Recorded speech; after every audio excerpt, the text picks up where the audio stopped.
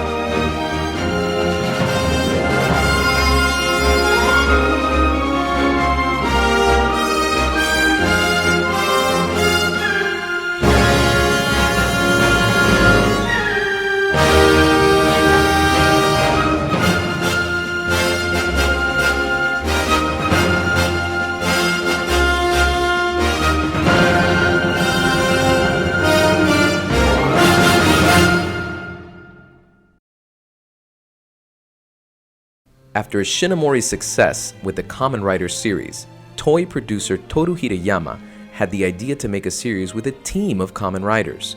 As always, Ishinomori had a slightly different take on the idea.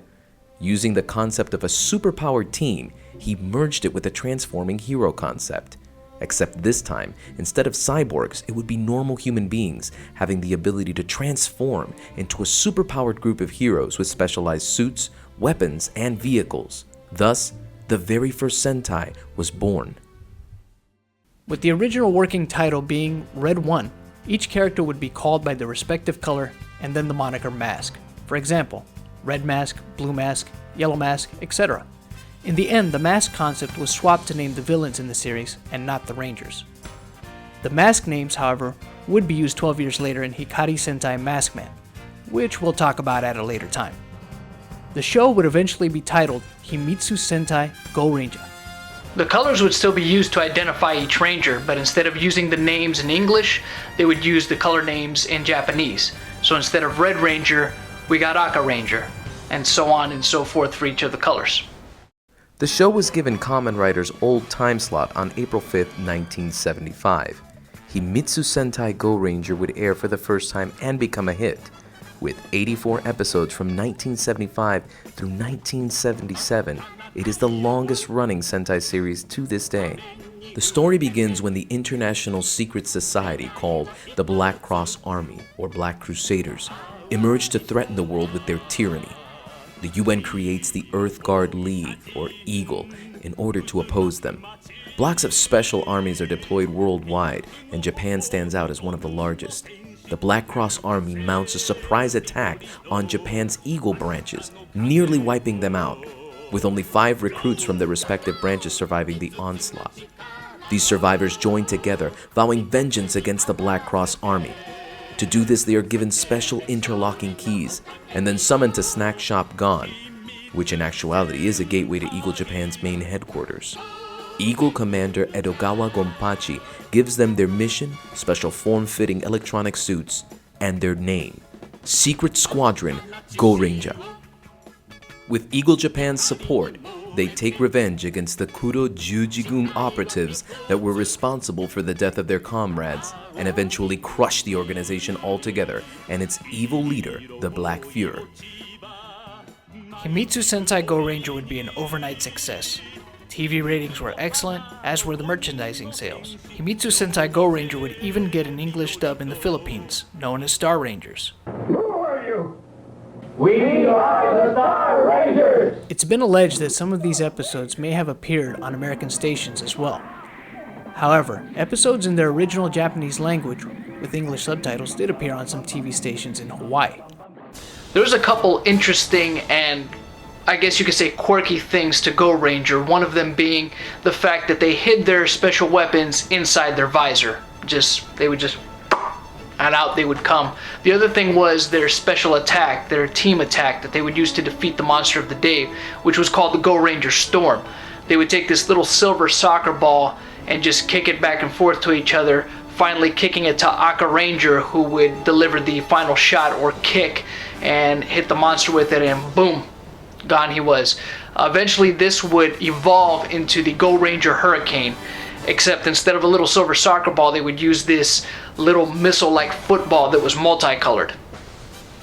As the first Sentai series, Goranger would set the bar for Henshin hero shows with teams. The following year, Toei would make another show with transforming heroes called Ninja Captor. The series would be a bit of a departure from the format of its predecessor, primarily in the amount of characters that made up the team. In this series, 7 ninja banded together to take down an organization, or cult, called the Wind Demon Army. Fire Ninja Captor 7, the leader, defected from the Wind Demon Army and created the group to stop the Wind Demon General Retsufufuma. It should be noted that Shotaro Ishinomori had no involvement with the creation of Ninja Captor, and though at times it was considered the second Sentai series under Toei's umbrella label Chosiki Zen Sentai, let's not get ahead of ourselves. Ninja Captor has ultimately been left out as a Sentai series and reclassified as a ninja hero show. Toei's true successor to Goranger would be another Ishinomori series called J.A.K.Q, Dengeki Tai, or Blitzkrieg Squad, and would premiere in 1977. The show introduced a few new elements. Heart Queen initiated the trend of incorporating a skirt into a female suit. The team starts off with a quartet and adds a 5th member later in the series. It was the first time that a team leader willingly resigns his position to another member, and it incorporated devices called strengthening capsules, which are required for the hero's transformation. J.A.K.Q would also introduce us to the first ever combined weapon finisher, which was a cannon that consisted of 4 parts. King and Jack would bring out the wheels, Queen would bring out the V-shaped bracket that would hold the cannon in place, and then Ace would bring out the cannon itself. Once it was assembled, they would all call out Big One, who would bring out the bomb that would go inside the cannon, that they would shoot at the enemy and blow them up. Hence we got the finisher, the Big Bomber. Like Goranger, the same formula of one organization versus another is applied yet again. The syndicate known as Crime, which, by the way, stands for Crime Organization. You're welcome. Is bent on world domination. Its foot soldiers, known as Crimers, are wreaking havoc in their wake.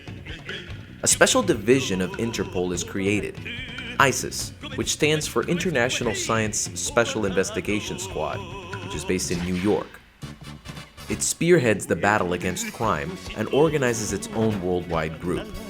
The Tokyo ISIS branch, where the series takes place, is headed by Commander Kujirai Daisuke, who assembles a group of 4 young people to undergo an operation that would bionically enhance them, transforming them into superhuman cyborgs. Like its predecessor, it had weapons, it had vehicles.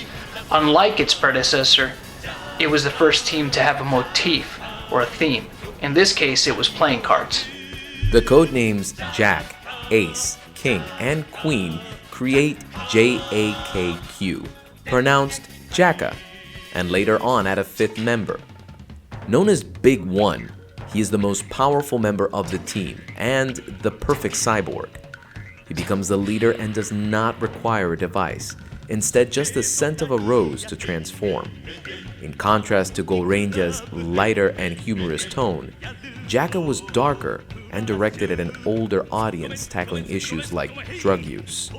As a matter of fact, the character of Big One was added in an attempt to appeal to a younger audience by lightening the mood of the show. The show still failed to catch on with children, ending the series at a mere 35 episodes, making it the shortest running season in Sentai history. Despite the decline in audience, J.A.K.Q would be part of the very first Sentai crossover movie titled J.A.K.Q vs. Goranger, which debuted in 1978. This would also mark the last time that Shotaro Ishinomori would be directly involved in any future Sentai movies or series. J.A.K.Q, like Goranger, would get an English dub in the Philippines called Lucky Aces. These shows laid the groundwork for what was to become a vast and ever-growing genre. They are an essential template and base for the later series to follow. Goranger and J.A.K.Q's success were vastly different, with Goranger storming out of the gates as an immediate success and J.A.K.Q struggling to maintain interest and eventually failing to do so. However, little did the public know that collaborations between Marvel Entertainment Group and Toei would be instrumental to innovating the Sentai concept yet again, and it would begin with everyone's favorite neighborhood web-slinger. Spider-Man!